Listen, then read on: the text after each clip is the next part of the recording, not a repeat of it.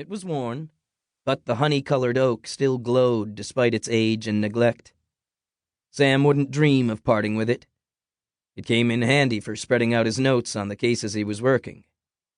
Right now, they had no cases, which made it even more important that he start contacting some of these applicants while he could spare the time to interview them.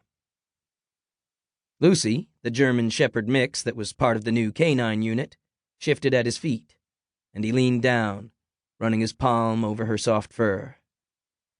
Lucy had been a stray who had helped them solve a case. Now she officially worked with them full-time during the day and came home with Sam at night.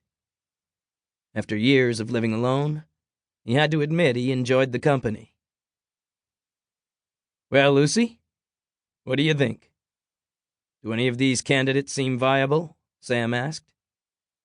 Lucy whined. "I don't really see any that stand out either." Sam shuffled the resumes around and placed them onto the desk one at a time like a poker player laying out his cards.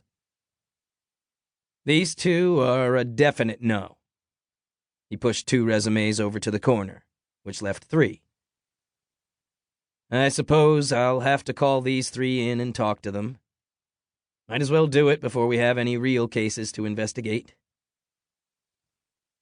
Police work in northern New Hampshire towns consisted largely of feuding neighbors, lost animals, and fence disputes. Though lately, there had been a large influx of drugs, and Sam had been battling the crimes that came along with that. He thought he had an idea of who was responsible for the drugs, but no solid evidence yet. An extra officer would be a big help. The department was small, with just Sam, his sergeant and right-hand investigator Jody Harris, and a part-timer, Kevin Deckard. Once he filled Tyler's position, he'd have another full-timer on board. He picked up one of the resumes. Gary Newport. Military service. 3 years police experience in a neighboring town. He seemed like a good candidate, but somehow Sam couldn't get excited about it. Maybe I'll like him better if I talk to him in person. I guess I should have Reese start scheduling some interviews, Sam said to Lucy. Reese Horton was the receptionist, town clerk, and dispatcher. She was attending the police academy at night and had hopes to join the police force, but until then, she eagerly did all the administrative work for the police department. Lucy swished her tail back and forth. Hiring someone would have its benefits. Sure, it would be a new person to train and get used to working with, but it would also leave him and Joe more time to look into what had really happened to Tyler.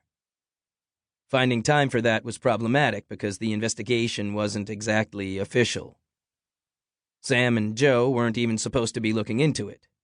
The state had already given up and had shoved the case onto the back burner, even though the shooter was still at large. But Sam and Joe weren't going to sit still for that. Right now, they fit Tyler's investigation in between their other duties. Tyler had been dedicated to his family and had lived with his mother to help with his disabled sister, Clarissa. Sam knew Tyler's entire paycheck went to Clarissa's medical bills. Not an easy thing for a 28-year-old young man to do. Sam could remember being that age 12 years ago, and the last place he would have wanted to live was with his mother. Sam had been married with 2 daughters at that age, but Tyler was single. Living with your mom when you were single could really cramp your style. Sam figured he owed Tyler's mom, Irma, a visit to see how she was doing.